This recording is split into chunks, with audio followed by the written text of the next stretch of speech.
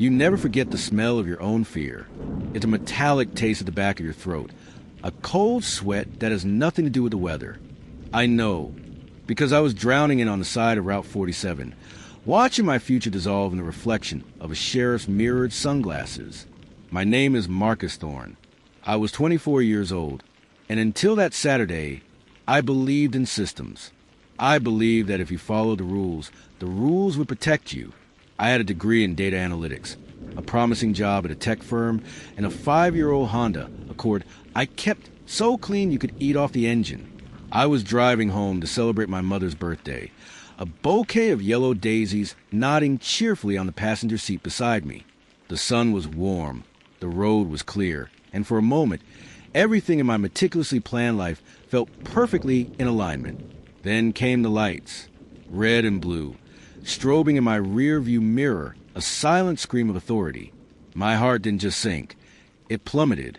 A stone dropped into a frozen lake. I checked my speedometer. 41 in a 45. I hadn't rolled through a stop sign. I'd used my blinker to change lanes. I'd done everything right. But a cold, familiar dread settled in my stomach. My father's voice, a lifetime of warnings, echoed in my head. Asterisk, hands on the wheel, Marcus. Yes, sir. No, sir. You are not a man today. You are a suspect. Your only job is to get home. Asterisk. I pulled over smoothly, the gravel crunching under my tires. I placed my hands on the top of the steering wheel at 10 and 2, a posture of perfect submission. I watched in the side mirror as the sheriff's door opened and a man unfolded himself from the driver's seat. He was built like a refrigerator. His uniform stretched tight over a broad chest and a substantial gut. Sheriff Wayne Drummond. Even before he spoke, I knew his type. The slow, deliberate walk, the hand resting on his belt, too close to his gun. He was a man who enjoyed the theater of his own power. He didn't greet me. He just leaned down, his face close to the window, his sunglasses showing me two tiny, distorted versions of my own frightened face. License and registration. His voice was a low rumble, like distant thunder promising a storm. "Good afternoon, officer," I said, my voice carefully neutral. I reached slowly, telegraphing my every move into the glove compartment for the registration. "Can I ask why I was pulled over?" "Your rear brake light is out," he said, his eyes scanning my car's interior, lingering on the daisies, on my gym bag in the back, on me. It was a lie. A bald-faced, simple lie. I checked all my lights 2 days ago. But to call him a liar was to declare war. So I just nodded. "I see. I'll get that fixed right away, sir." I handed him my documents. My license was pristine. My registration was current. I was, on paper, the ideal citizen. He took them without a word, his fingers brushing against mine, a small, deliberate act of contempt. He walked back to his cruiser, and the wait began. That's part of the ritual, you see. The long, silent wait. It's designed to make you nervous, to make your mind race, to make you sweat. It works. I watched in my mirror, talking on his radio, the glint of his sunglasses fixed on me. Every second felt like an hour. I could smell the clean leather of my car, the sweet scent of the daisies, and underneath it all, the acrid smell of my own anxiety. When he returned, his posture was different, more aggressive. The storm was here. "Step out of the vehicle, son." That word, son, it wasn't friendly. It was a dismissal, a way of putting me in my place. My blood went cold. "Step out? Sir, is there a problem?" "I won't ask you again." The threat in his voice was as clear as the badge on his chest. I complied. My legs felt weak as I stood on the gravel shoulder. The sun was warm, but I was shivering. "Place your hands on the hood. Spread your feet." I did as I was told, the hot metal of my own car burning through my shirt. This was it, the point of no return. And then he said the magic words, the words that unlock every door, that justify every violation. "I smell marijuana." My heart stopped. "What? No, sir. You don't. I don't smoke. There's nothing in my car." He ignored me. He was already moving, a predator in his element. He opened my door and began his search. He started with my gym bag. He didn't gently remove the contents. He appended it, dumping my running shoes, my shorts, my protein bars onto the dirty gravel. He pulled out the file of work papers from my back seat, a project I'd spent weeks on, and tossed them into the wind. Sheets of data analysis fluttered like wounded birds across the highway. I watched, helpless, my hand still pressed against the hood, and then he saw the daisies. He picked them up, a cheap, cheerful bouquet from a gas station. He looked from the flowers to me, a sneer twisting his lips. Then he dropped them, and I watched, horrified, as he ground the yellow blossoms under the heel of his heavy boot. Something inside me broke. It wasn't a loud break, more like the quiet snap of a single thread, holding up a great weight. Those were for my mother. I whispered, my voice cracking. Sure they were, he scoffed. Now where is it? The weed. The cash. You're a drug runner. I can smell it on you. He found nothing, because there was nothing to find. The car was cleaner than his own conscience. A good man, a decent officer, would have been embarrassed, would have apologized. But Wayne Drummond was not a good man. His failure to find evidence only made him angrier. I was making him look foolish. I was defying his narrative simply by existing. Turn out your pockets. I did. My wallet, my keys, my phone. He snatched the wallet from my hands. He flipped through it, past my credit cards, my ID, and then he found it. The small, laminated card my grandmother had given me when I graduated. She said, keep it close. To remember, it had a quote from Dr. Martin Luther King Jr. asterisk. The arc of the moral universe is long, but it bends toward justice. Asterisk. Drummond held it up between his thumb and forefinger, like it was a dead insect. What's this? Coded message? There's some kind of gang symbol. I couldn't help it. A dry, hopeless laugh escaped my lips. It's from Martin Luther King. It's about justice. His face turned a terrifying shade of red. I know who Martin Luther King is, he roared. He threw the card to the ground, right next to the crushed daisies. You're under arrest. The world tilted. Under arrest? For what? Disorderly conduct, resisting arrest, obstruction of justice. The charges were so absurd, so transparently fabricated, that I felt dizzy. Please, I begged, the last of my composure crumbling. You can't do this. I have rights. I haven't done anything. As I spoke, my hands came up, a universal gesture of pleading, of desperation. It was my undoing. Don't you raise your hands at me, he bellowed. In an instant, he was on me. He grabbed my arm, spun me around, and slammed me face first into the hood of the car. The impact knocked the wind out of me. You're resisting. I saw you clench your fists. I felt you tense up.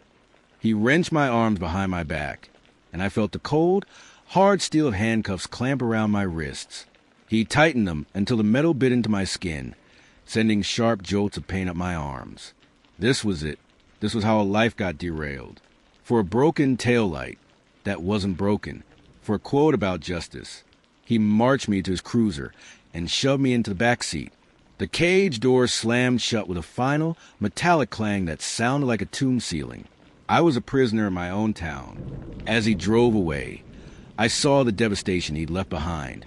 My papers scattered to wind, my belongings in the dirt and the sad, trampled remains of my mother's birthday flowers. But I also saw something else. 100 yards up the road, a man was standing beside his car, and he was holding a camera. It was pointed right at us. The drive to the station was a blur of shame and fury. Drummond didn't speak. The silence was its own form of torture. When we arrived, he hauled me out of the car and marched me through the booking door into the bright fluorescent light of the sheriff's station. Get this piece of trash processed. Drummond barked at a young, wide-eyed deputy behind the desk. Charges of resisting, obstruction, and assault on officer. The deputy, whose name tag read Tim, didn't move. He was staring at his computer screen, then at his phone, then back at Drummond. His face was pale. Sheriff, he stammered. There's a problem. The only problem is this criminal in my station, Drummond growled, giving me a shove toward the desk. Process him. But Deputy Tim just pointed a shaking finger at his phone. "Sir, you're live." Drummond's face contorted in confusion. "What?" Then a woman's voice, calm and firm, cut through the room. It was another deputy, a Latina woman with sharp, intelligent eyes. "Maria Flores. It's all over the internet, Wayne. A live stream of the entire stop. We can all see it." I saw the change in Drummond then. The arrogant confidence didn't just fade, it shattered. He snatched the phone from Tim's desk, and he saw it, himself, in high definition, throwing my things, crushing the flowers, slamming me against the car. The video was still playing live, and the comments were a torrent of public outrage. His face turned from red to a deep, sickly purple. The private exertion of power had become a public execution. He threw the phone against the wall. It exploded into plastic and glass. "It's a deep fake, a lie.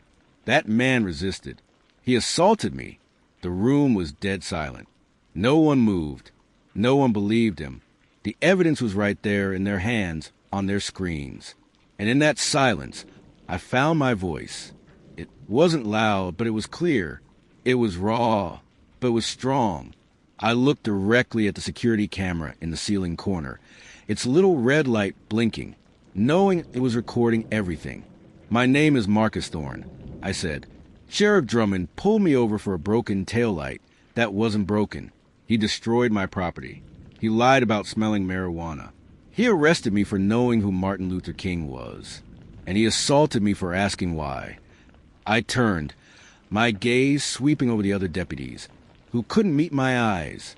The arc of the moral universe is long, but it seems it has a live stream now. In that moment, I felt a shift. The power in the room wasn't the man with the badge and the gun anymore. It was with the truth. Deputy Flores walked over to me. She didn't look at Drummond. She looked me in the eye, and I saw a flicker of apology, of resolve. She pulled out her keys and unlocked my handcuffs. The relief as they fell away was so profound I almost collapsed. "What the hell do you think you're doing?" Drummond roared, taking a step toward her. She turned to face him, her hand resting on her duty belt. "I am placing you under suspension, effective immediately, pending an investigation into gross misconduct, unlawful arrest, and assault. You can't suspend me. I am the sheriff." "No," a new voice said from the doorway. A woman in a severe business suit stood there, holding a phone. "County Commissioner Evans." Her face was like stone. "Not anymore." You could have heard a pin drop. Commissioner Evans walked into the center of the room, her eyes fixed on Drummond. "Wayne Drummond, the county has been monitoring this situation. The evidence is irrefutable. Your conduct is a disgrace to this county and the badge you have so thoroughly dishonored." She turned to Deputy Flores. "As of this moment, Sheriff Drummond is relieved of duty. Deputy Flores, you have the floor." Maria Flores didn't hesitate. "Sheriff, Mr. Drummond," she corrected, her voice cold and formal. "You are to surrender your badge and your service weapon. Now!" Drummond looked around. The deputies he had commanded for years looked back at him not with loyalty, but with cold, hard justice. The kingdom had revolted. He was utterly, completely alone. Defeated, he slowly unclipped his badge. The sound of it hitting the laminate desk was the loudest sound I'd ever heard. Then he placed his gun beside it. Commissioner Evans walked over to me. "Mr. Thorne," she said, her voice filled with a weary, genuine regret. "On behalf of Oak Creek County, I offer you my deepest, most sincere apology. What was done to you today is an unforgivable atrocity. All charges are dropped, expunged, as if they never existed. And I assure you a full, transparent investigation will begin immediately." I just nodded. The words wouldn't come. The victory felt strange, hollow. The relief was tainted by the memory of the daisies under his boot. But the story didn't end in that sheriff station. The video went viral, of course. Hashtag Fire Drummond was everywhere. He was formally fired, charged with assault and deprivation of rights. He became a national symbol of everything wrong. But for me, the real work began after the headlines faded. I sued the county, not for a massive, life-changing sum of money, but for change. The settlement was substantial, yes, but the conditions were everything. A large part of it was used to create the Oak Creek Equity Fund. But the real victory was in the small print. Mandatory, ongoing anti-bias training for the entire department. Body cameras that couldn't be turned off. A citizen review board with real power. And the promotion of Maria Flores to interim sheriff. Tasked with cleaning out the rot. I was there on the steps of the courthouse when it was announced. The man with the camera, Ben, was there too. He gave me a small nod. I stepped to the microphone. A different man from the one on the roadside. The fear was gone, replaced by a hard, sharp resolve. They told me I was getting justice. I said, my voice steady, but justice would be my mother never having to give her son to talk. Justice would be me being able to drive home with a bouquet of flowers, without it becoming a national incident. What happened to me was an anomaly. It was a symptom. Today, we're not asking for an apology. We are demanding an overhaul. We are bending the arc ourselves. I reached into my pocket and pulled out the small, laminated card. It was a little smudged, a little dirty from where it had landed on the ground, but the words were still clear. Asterisk, the arc of the moral universe is long, but it bends toward justice. Asterisk, I looked at the card, then back at the crowd of faces, some hopeful, some angry, all listening. It bends, I said, a faint, determined smile finally touching my lips. But only when good people grab hold of it and pull. A traffic stop, a smartphone, a live stream. The sheriff was fired, live on camera. But the story that started with an arrest ended with a beginning. I got my mother new flowers. And in a way, I helped plant a whole new garden for this town. The scent of fear is hard to wash away, but the smell of hope, that a fragrance that lingers, too. Subscribe for more intense social justice stories and real-world inspired dramas. Like, comment, and share to amplify the fight against racial profiling. Hit the bell for updates on stories that expose injustice and inspire change.